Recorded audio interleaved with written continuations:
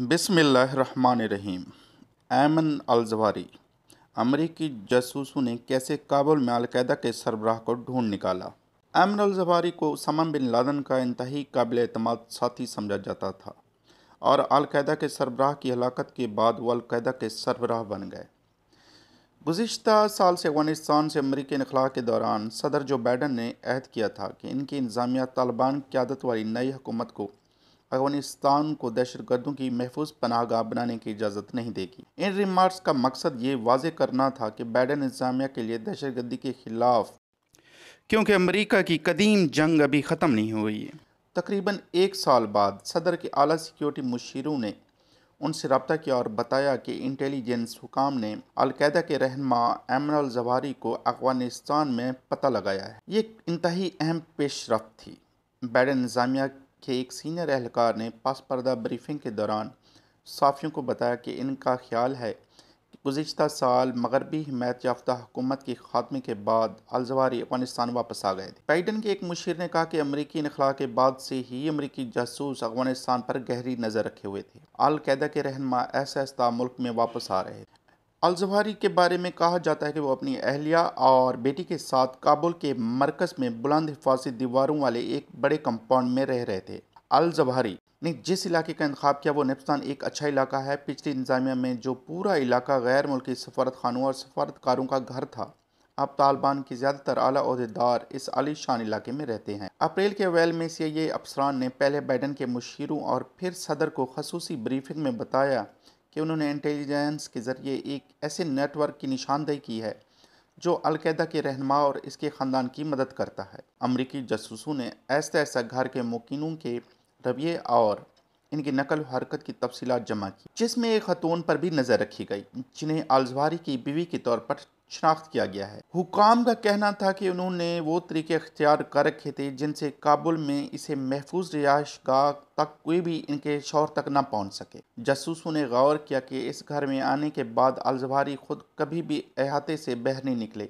लेकिन उन्होंने नोट किया वक्तन फ़वक्तन बालकोनी में मुख्तसर वक्त के लिए नमूदार होते थे और इमारत के बुलंद दीवारों का जायज़ा लेते थे। बाइडन के लिए अमेरिका के इंतहाई मतलूब लोगों में से ऐमन अल-ज़वाहिरी बाइडन के लिए आसान टारगेट न था। अल-ज़वाहिरी एक गुंजानाबाद मोहल्ले में रिहाइश पजीर थे और अफ़गानिस्तान में अमरीकी मौजूदगी के आखिरी दिनों के दौरान काबुल में एक ड्रोन हमले में गलती से 7 बच्चों समेत 10 बेगुनाह अफराद की मौत का वाक़या भी तक सदर बाइडन के जहन में मौजूद था। BBC की रिपोर्ट के मुताबिक मई और जून के दौरान अमरीकी सदर की तवज्जो यूक्रेन की जंग पर मरकूज रही। इसके अलावा वो मुल्क में गन कंट्रोल और मौसमियाती तब्दीली से मुतल्लिक़ कानून साजी के मसले में मसरूफ़ रहे, लेकिन खुफिया तौर पर इंटेलिजेंस के आला अफसरान के एक छोटे और मुंतखब ग्रुप ने इस हमले की मनसूबाबंदी करनी शुरू कर दी थी। सदर बाइडन ने इंटेलिजेंस अफसरान को यह जिम्मेदारी सौंपी थी कि इस हमले में अल-ज़वाहिरी के ख़ानदान के अफराद, तालिबान एहलकारों और आम शहरियों को नुकसान न पहुँचाने को यकीनी बनाया जाए। 1 जुलाई को सदर बाइडन ने कई आला हुकाम को जमा किया, जिनमें CIA के डायरेक्टर विलियम बर्न्स और नेशनल इंटेलिजेंस के डायरेक्टर एरल हैंस शामिल थे।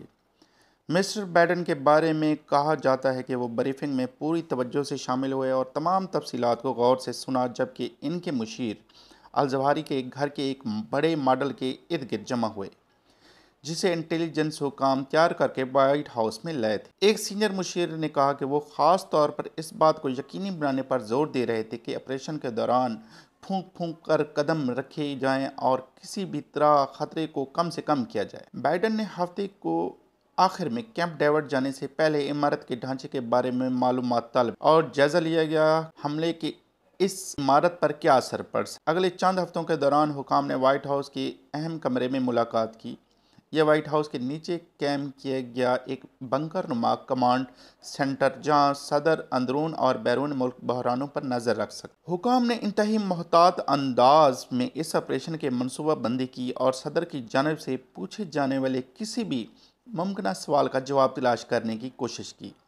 इस्लाम वकला की एक छोटी टीम इस हमले की कानूनी हैसियत का जायजा लेने के लिए भी जमा थी और बिलाखिर ये नतीजा किया गया कि अल-कायदा में अल-ज़वाहिरी के क़ायदाना किरदार और अल-कायदा के हमलों के लिए इनके ऑपरेशनल حمایت کی بنیاد پر ایک جائزہ ہدف دیا جائے۔ 25 جولائی کو اپنی ٹیم کو ایک آخری بار بلانے اور اپنے اعلیٰ مشیروں سے ان خیالات پوچھنے کے بعد مسٹر بائیڈن اس حملے کی اجازت دے دی۔ انٹیلیجنس حکام کے مطابق وقت کے 6:18 پر ایک ڈرون سے داغے گئے 2 ہیل فائر میزائل الزواہری کے مکان کی بالکونی سے ٹکرائے، جس کے نتیجے میں القاعدہ کے سربراہ ہلاک ہو گئے۔ اس حملے میں ان کے خاندان کے دوسرے ارکان کو کوئی نقصان نہیں پہنچا۔ حملے کے بعد مکان کی کھڑکیاں اڑ گئیں، مگر حیرت انگیز طور پر کوئی اور نقصان نظر نہیں آیا۔ اس حملے کم معروف ہیل فائر میزائل استعمال کیا گیا تھا، جس میں دھماکہ خیز مواد نہیں ہوتا۔ میزائل کی یہ قسم AGM-114R9X کہلاتی ہے اور بارود کی جگہ اس میں 6 بلیڈ لگے ہوتے ہیں جو نشانے پر پہنچتے وقت میزائل کے اطراف سے نکل آتے ہیں۔ اصل میں تباہی کی اس کنٹیکٹ انرجی کی وجہ سے ہوتی ہے جو بلیڈوں پر مشتمل ہتھیار کے چلنے کے نتیجے میں پیدا ہوتی ہے۔ یہ بلیڈ اپنے ٹارگٹ کو کنیکٹ کرتے ہیں اور کاٹ کر رکھ دیتے ہیں، مگر کسی اور کو نقصان نہیں پہنچاتے۔ ہزاروں میل دور واشنگٹن میں صدر کو آگاہ کیا گیا کہ حملہ کامیاب رہا۔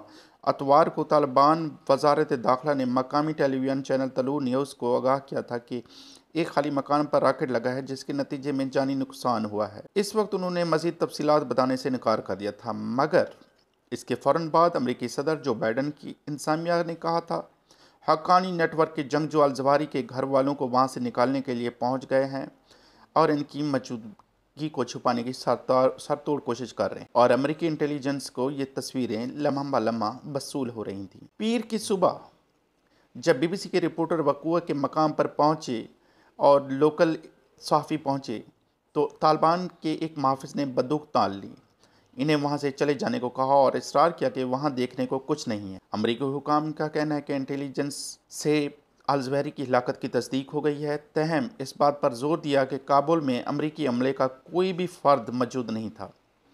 حکام نے حملے کی کامیابی تصدیق کے بارے میں مزید تفصیلات فراہم کرنے سے انکار کیا۔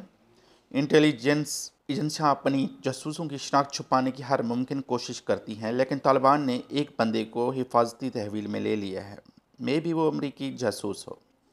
سابق امریکی صدر اوباما کے دور میں نیشنل انٹیلیجنس کے سابق ڈائریکٹر جیمز کلیپر نے BBC کو بتایا کہ کابل میں امریکہ کے سابق اتحادیوں نے شاید کچھ معلومات فراہم کی ہوں۔ یہ واضح نہیں ہے کہ حملے کے بعد الزواہری کی لاش کہاں گئی۔ بائیڈن انتظامیہ کے حکام کا کہنا ہے کہ امریکہ نے اسامہ بن لادن کے برعکس الزواہری کی بقایات حاصل کرنے کی کوئی کوشش نہیں کی۔ مئی 2011 میں امریکی اسپیشل فورسز نے اسامہ کی لاش کی شناخت غار سے لے جانے کے بعد اسے غازی سے سمندر میں دفن کرنے کا اعلان کیا تھا کہ کہیں اس کی قبر مسلمان شدت پسندوں کے لیے مزار نہ بن جائے، مگر علاقے کی صفائی کے بعد ممکن ہے کہ ان کی بقایات طالبان نے حاصل کر لی ہوں۔ جس وقت امریکی ایوان صدر کی بالکونی سے صدر بائیڈن تقریباً دنیا بھر میں ٹیلی ویژن پر دکھائے جا رہے تھے، اس سے کچھ ہی دیر پہلے طالبان رہنماؤں نے افغانستان کے علاقوں حدود حملے کی بھرپور مذمت کی، تاہم اپنے بیان میں انہوں نے الزواہری کا ذکر نہیں کیا۔ اب اس بارے میں کیا رائیاں ہوں گی کہ الزواہری کا کابل میں موجودگی کے بارے میں سینئر طالبان رہنماؤں کو کس قدر علم تھا اور انہیں کتنی مدد فراہم کی ہوگی۔ ایک شہری نے BBC کو بتایا اور لوکل نیوز چینل کو بتایا کہ طالبان جنگجو اس سڑک پر پہرا دیتے رہے تھے اور وہاں غیر افغان مکینوں کی موجودگی کے بارے میں مقامی لوگوں کو علم تھا۔ اس تاثر سے طالبان رہنماؤں کے لیے مشکل سوال پیدا ہو سکتے ہیں۔